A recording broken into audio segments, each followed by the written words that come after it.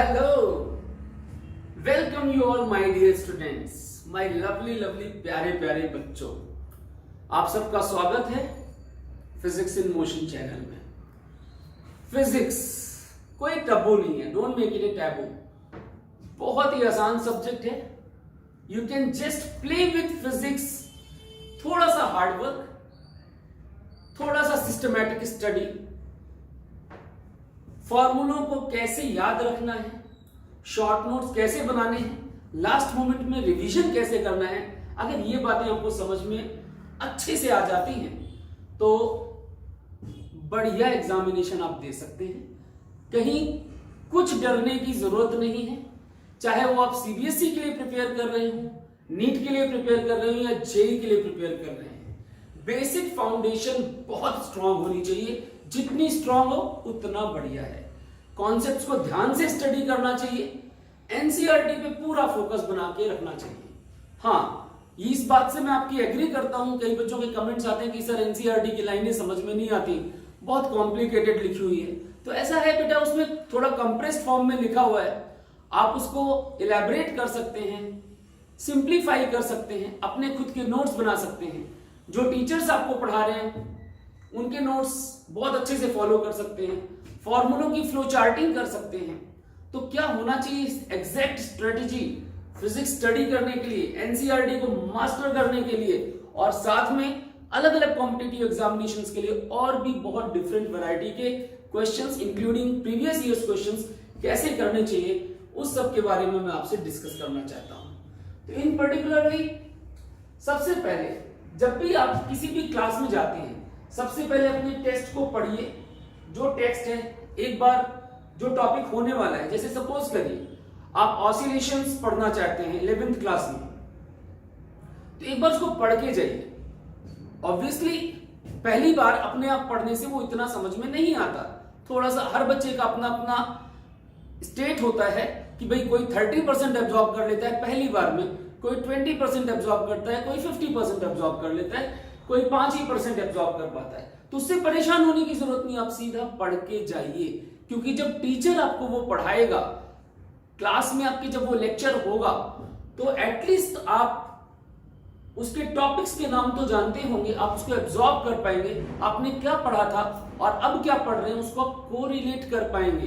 तो pre reading of text is very very essential. फिर class के जाने के बाद जो आपको कॉन्सेप्ट पढ़ाया गया है उसके पॉइंट्स को नोट डाउन करिए, अपने नोट्स बनाइए, क्वेश्चंस को, जो भी टॉपिक पढ़ा है उसकी क्वेश्चंस, कितने कॉन्सेप्चुअल क्वेश्चन है, क्या क्या पॉइंट्स हैं, उनको अपनी लैंग्वेज में मेमोराइज करिए। उसको अगर हमें एग्जाम में इंग्लिश में लिखना है तो उसको इंग्लिश में कन्वर्ट करना इजी है। अगर आप उस चीज को समझते हैं तो you can convert and right it down on your own. तो अपने नोट्स बनाइए, क्वेश्चन सॉल्व करिए, एनसीईआरटी क्वेश्चन सॉल्व करिए, इन टेक्स्ट हो चाहे एक्सरसाइज की क्वेश्चन हो, उनको सॉल्व करना बहुत जरूरी है बेटा। जब आप उनको सॉल्व करते हैं उसके बाद अपने नोट्स को रिवाइज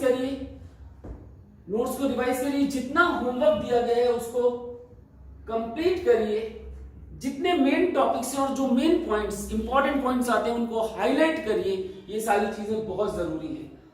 और सारा कंप्लीट करने के बाद क्वेश्चंस को कम से कम एक हफ्ते के अंदर दोबारा रिवाइज करिए, ताकि आपका मेमोरी ग्राफ जो है वो मेंटेन रहे, उसका लॉस ना हो। तो आपने रिवीजन जरूर करना है, इस बात को दिमाग में फिट कर लीजिए, गांठ बांध लीजिए कि यार तोड़ देना है, इस बार छोड़ेंगे नहीं। समझ रहे हैं मेरी बात को?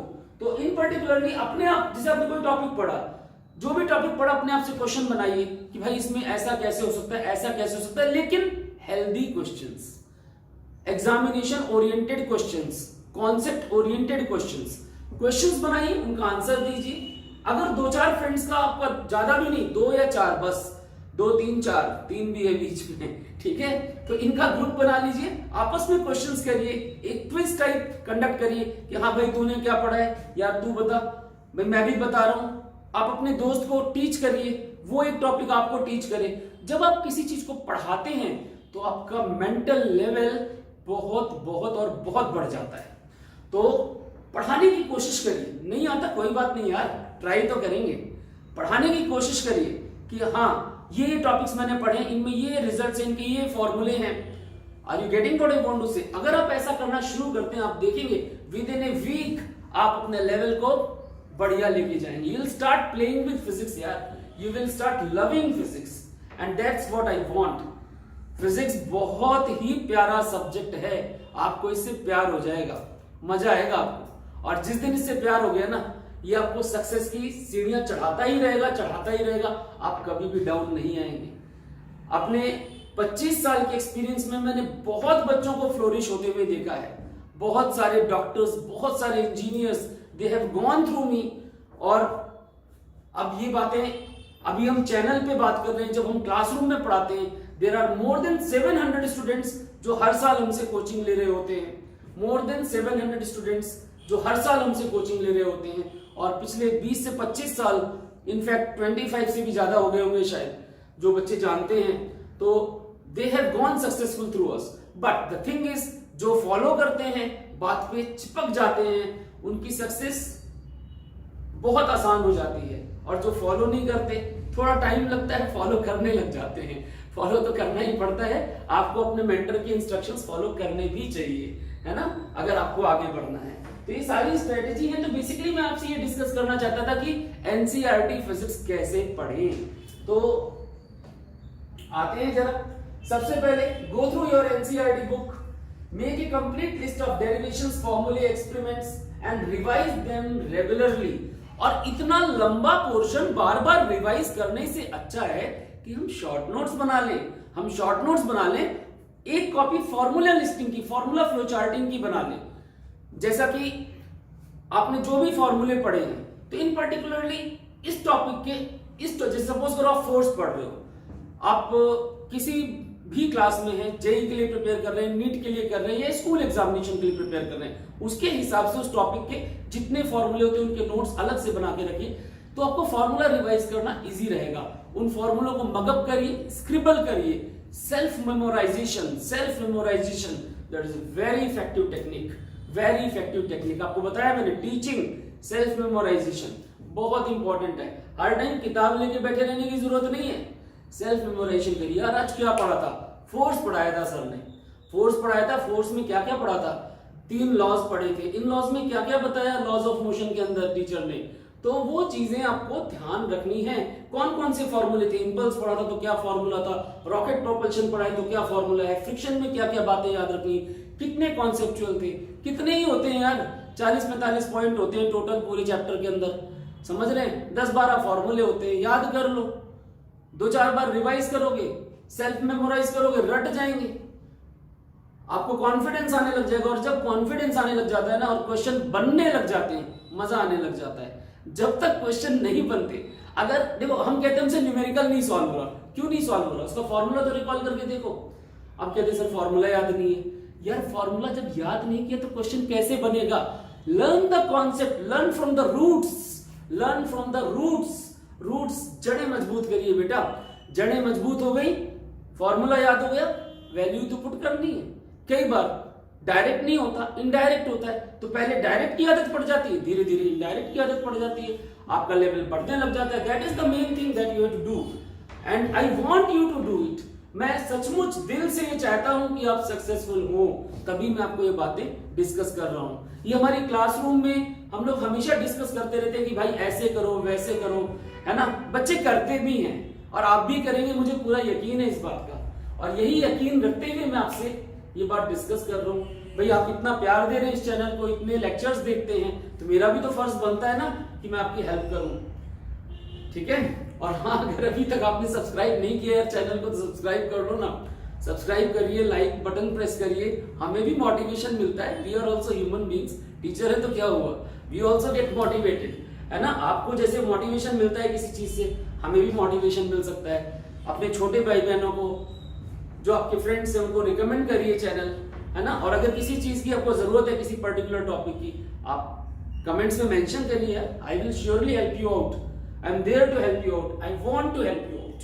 तो इधर देखिए, तो इसके बाद जो भी डेरिवेशन है उनके पीछे का लॉजिक, एक चीज और, जैसे हमने डेरिवेशन का लास्ट फॉर्मूला याद कर लिया, वो काम नहीं करेगा, ध्यान देना, वो 10% काम करता है। डेरिवेशन के पीछे का लॉजिक, उसके बीच में भी 2-3 फॉर्मूले आते हैं, उनको भी ढंग से कर लीजिए ना, उनको याद करिए उन पॉइंट्स को, उनको अपने शॉर्ट नोट्स में जैसे आपने फॉर्मूला लिखा साइड में मार्क करो, इसमें ये पॉइंट्स हैं जो मुझे याद रखने हैं, इस तरह, ठीक है।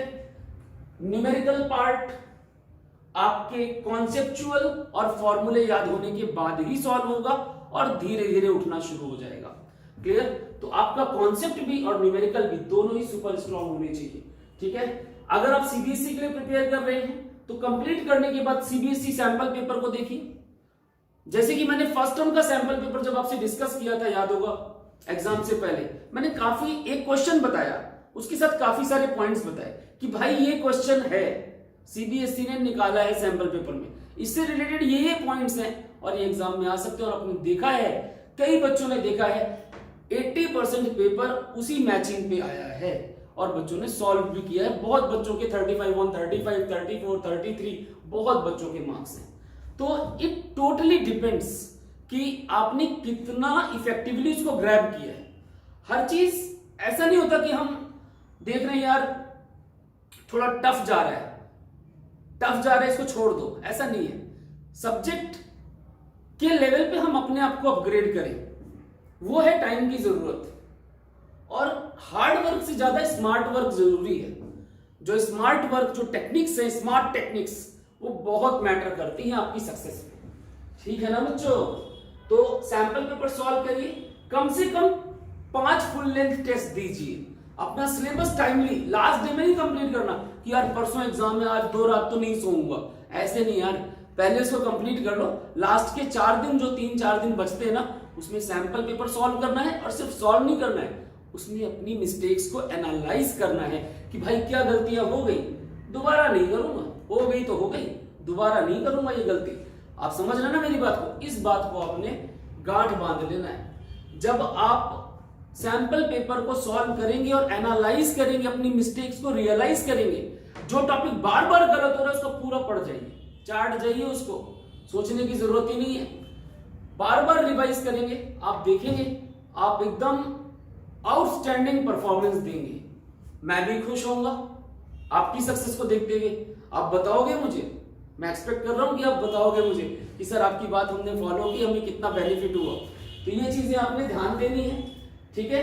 और एक बात मैं आपसे और बोलूंगा, इन पर्टिकुलरली ये सीबीएसई हो या नीट हो या जेई हो, सीबीएसई वाली फाउंडेशन आपके लिए बहुत बहुत और बहुत जरूरी है। जब हम नीट की बात करते हैं तो आपको सेकेंडरी क्वेश्चंस, नीट या जेई की बात करते हैं तो सेकेंडरी क्वेश्चंस पे भी आना पड़ता है। सेकेंडरी क्वेश्चंस क्या होते हैं? Direct from theory, primary questions.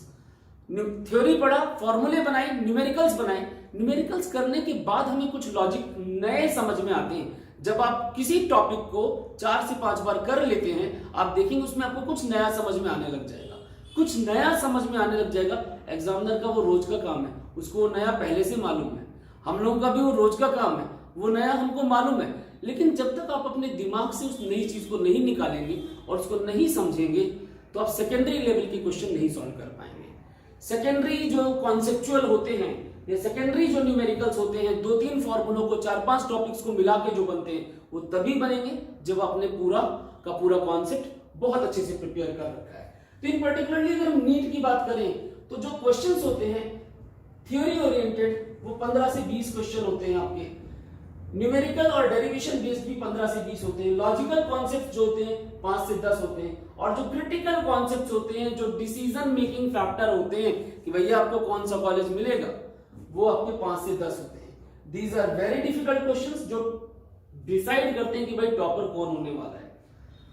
अब जैसे मैं physics, chemistry, mathematics for JEE and physics, chemistry, biology for NEET, इनमें बात करूं तो जेई के अंदर सबसे आसान सब्जेक्ट आपको पढ़ता है, और ये अपनी पर्सनल चॉइस है, बता दूं मुझे जो लगता है और जो मैंने ऑब्जर्व किया है इतने सालों में कि केमिस्ट्री सबसे इजी पढ़ता है, उसके बाद फिजिक्स एंड देन मैथमेटिक्स का नंबर आता है जेई के लिए। तो अगर आप केमिस्ट्री की बात करें, केमिस्ट्री में मान लीजिए आपने 25 में से 22 क्वेश्चन करेक्ट कर दिए, और इतने हो भी जाने चाहिए अगर आपने अच्छे लेवल पे सिर्फ एनसीईआरटी और एग्जाम्पलर तैयार कर रखी तो 22-23 क्वेश्चन बन जाते हैं केमिस्ट्री में। 20 से 22 आपने फिजिक्स में बना दिए, मैथ्स में 16-17 बना दिए, आप तो एकदम आउटस्टैंडिंग एनआईटीज लेके जाओगे यार। क्वालिफाई करके आईआईटी के लिए प्रिपेयर करना तो बाद की बात है, आपको पहले ही एनआईटी मिल चुका होगा, फिर आप आईआईटी के लिए दोबारा प्रिपेयर करिए। जो आपने पुरानी प्रिपरेशन अच्छे से की उसको अपडेट करिए, प्रीवियस ईयर क्वेश्चन वहां पे भी सॉल्व करिए, you will be successful. Are you getting it? तो अब हाँ, ये हो सकता है कि सर क्या बोल रहे हैं यार, किसी की मैथ्स बहुत स्ट्रांग है, it's okay, it's very good for you. Maths strong है तो फिजिक्स को भी स्ट्रांग करिए ना। और बाकी जब हम नीट की बात करते हैं तो बायोलॉजी सबसे स्ट्रांग होनी चाहिए आपकी, और होनी भी चाहिए। उसका वेटेज 50% है, उसके बाद केमिस्ट्री एंड उसके बाद फिजिक्स। तो बायोलॉजी आपकी अगर स्ट्रांग नहीं है तो वैसे ही नीट गड़बड़ होने वाला है। बायोलॉजी आपने स्ट्रांग कर ली, आपने फाउंडेशन बना दी कि यार 320-330 नंबर की मैंने फाउंडेशन बना दी, जो फुल स्कोरर है बहुत बढ़िया बात है। I am talking about average and above average students. तो आपके पास अगर आपने 320-330 नंबर बना लिए, और केमिस्ट्री 150 आराम से स्कोर हो सकता है, 150, 160, इनफैक्ट 170, अगर आपने एग्जाम्पलर तक ढंग से कर रखा है, एनसीईआरटी का एक एक क्वेश्चन इन टेक्स्ट और एक्सरसाइज का कर रखा है। उसके बाद बारी आती है फिजिक्स की, सिलेक्शन तो वहीं पर हो गया है यार। फिजिक्स आपको बढ़िया से बढ़िया कॉलेज दिला देगा इफ यू स्कोर 160, 150, 160 की रेंज में कम से कम। और 160 स्कोर करना मक्खन पे चलने की जैसा है। सिर्फ सिस्टमैटिक स्टडी होनी चाहिए। हाँ, अपने डिसिप्लिन को मेंटेन करिए कि हाँ भाई मैं डिसिप्लिन हूं, मुझे इतनी देर पढ़ना है तो पढ़ना है, मैं अपना सिस्टम नहीं हिलाने वाला, बाकी दुनिया में कुछ भी हो जाए। Are you getting it? तो मुझे अपना सिस्टम फॉलो करना है। 160 तो आने ही आने हैं, लाने थोड़े ना, 180 लाने की कोशिश करूंगा। Are you getting it? तो इस तरह का अगर आपका मेंटल स्ट्रेटेजी बन जाती है तो आपकी सक्सेस को कोई रोक नहीं सकता है। क्लियर? तो इन पर्टिकुलरली ये जो 15 से 20 क्वेश्चन होते हैं डायरेक्टली एनसीईआरटी से होते हैं। बाकी जो न्यूमेरिकल और डेरिवेशन है वो एनसीईआरटी बेस्ड होते हैं। एनसीईआरटी बेस्ड मतलब फॉर्मूले, कॉन्सेप्ट्स वही लग रहे हैं, थोड़ा सा टिल्ट एंड ट्विस्ट होता है डायरेक्ट के अलावा। फिर लॉजिकल कॉन्सेप्ट्स हैं, ये एप्लीकेशन बेस्ड होते हैं, और जो क्रिटिकल 5 से 10 क्वेश्चन होते हैं यही टॉपर्स को डिसाइड करते हैं कुल मिलाकर के। अब हमें अगर सक्सेस लेनी है तो हमें इन इंस्ट्रक्शंस को फॉलो करना चाहिए। मैं बार बार बोलूंगा, NCERT in text, NCERT exercise, additional questions, exemplar, इतना मिनिमम है। इतना करने के बाद फिजिक्स में 150, 160 गारंटीड है। इसके बाद एचसी वर्मा उठा लीजिए, एचसी वर्मा उठा लीजिए, प्रीवियस ईयर क्वेश्चंस उठा लीजिए, प्रीवियस ईयर क्वेश्चंस को कर डालिए, आपको कॉन्फिडेंस बूस्ट होगा कि हाँ यार मुझे आता है। करने के बाद बिना किए प्रीवियस उठा लेंगे, कॉन्फिडेंस और डाउन जाएगा कि यार ये भी नहीं हो रहा, वो भी नहीं हो रहा, क्या फायदा होगा उसका। तो जो बता रहे हो उस सिस्टम से चलेंगे। फिर प्रीवियस ईयर क्वेश्चन उठा लीजिए, एचसी वर्मा उठा लीजिए। एचसी वर्मा में जो ऑब्जेक्टिव 1 और ऑब्जेक्टिव 2 है उनकी दबा के प्रैक्टिस कर लो, उनके लॉजिक को समझ लो, और उसके बाद जो सॉल्व और एक्सरसाइज के क्वेश्चन हैं जितने आपसे बन जाते हैं, जितने आप कर सकते हो, जितना आप टाइम डिवोट कर सकते हो उस हिसाब से डिवोट करिए। और रिमाइंडिंग यू अगेन, जो नीट वाले बच्चे हैं उनको फिजिक्स में टाइम हिसाब से देना है, उस पर मास्टरी नहीं करनी। मतलब मास्टरी से मेरा मतलब उस पर रिसर्च नहीं करनी, मास्टरी तो करनी है, 180 नंबर ही लाने, 160, 180 के बीच में। उसमें रिसर्च नहीं करनी कि हम जेईई एडवांस की तैयारी कर रहे हैं, एग्जाम देना है नीट का, तो उसका कोई बेनिफिट नहीं है। लेवल अलग अलग है, JEE advance is very different as compare to NEET examination. तो हम CBSE, NEET, JEE mains and then JEE advanced इस हिसाब से चल सकते हैं। हमें जिस एग्जाम को देना है उसके लेवल पे हमें पढ़ाई करनी है, रिसर्च पे नहीं जाना है। क्लियर है? तो ये सारी बातें आपको ध्यान देनी है। जितने फॉर्मूले हैं उनकी लिस्ट बनाइए, सीक्वेंस ऑफ इवेंट्स कि भाई कैसे करूंगा, एकदम स्क्रैच से स्टार्ट करना है, प्रॉपर नोट्स बनाने हैं, इक्वेशंस को डिराइव करना है और उनके पीछे का लॉजिक समझना है। कंप्लीट करने के बाद चैप्टर को रेफरेंस बुक से दोबारा सॉल्व करना है, अपने कॉन्सेप्ट्स को बार बार रिवाइज करना है। और याद रखिएगा, जो बेसिक मैथमेटिक्स है वो आपकी स्ट्रांग होनी चाहिए फिजिक्स के लिए, लेकिन उतनी स्ट्रांग होनी चाहिए जितनी फिजिक्स में जरूरत है। वो चीज आप 4 से 5 घंटे में कंप्लीट कर सकते हैं। ऐसा नहीं कि बेसिक मैथमेटिक्स के लिए पूरा महीना आप लगा दें। सिंपली आपको ट्रिग्नोमेट्री के कुछ concepts, basic knowledge, coordinate geometry, differentiation, integration और लॉगरिथम, इतने पोर्शंस का जो बेसिक नॉलेज है वो आपके लिए काफी है। इतनी चीजें अगर आप याद रखते हैं तो आपको कभी भी दिक्कत नहीं होगी। Previous year questions, NCERT, exemplar, HC Verma, बस इतना ही आपके लिए काफी for NEET and JEE mains. Advance के लिए आपको और एडिशनल क्वेश्चंस करने होते हैं, उसके प्रीवियस ईयर क्वेश्चंस करने होते हैं, थोड़ी सी मेहनत की और जरूरत होती है, थोड़ी वो काफी ज्यादा है, तो डिपेंड्स कि आप किस एग्जाम के लिए प्रिपेयर कर रहे हैं। ठीक है, तो that was how you have to prepare for this examination and I wanted to explain you in detail, और मेरे हिसाब से आपको समझ में भी आया होगा। इन पॉइंट्स को आप स्क्रीनशॉट ले सकते हैं, याद रख सकते हैं, और wish you all a very best from physics in motion. I want you all to be successful. मैं चाहता हूं from the deepest core of my heart, मैं चाहता हूं कि आप सक्सेसफुल हो, और मेरी तरफ से बेस्ट विशेस आपके लिए। इस चैनल को आपके प्यार की बहुत जरूरत है, अपना प्यार देते रहिए, लाइक्स, सब्सक्रिप्शन, है ना, रिकमेंडेशन, ये सारी चीजें बहुत ही हेल्पफुल होंगी।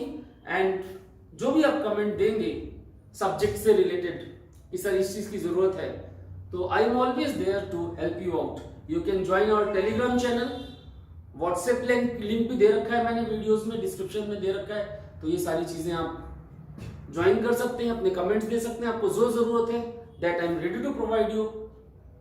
And again wish you all the very best and see you all in the next video soon. Goodbye. Thank you very much for watching the video.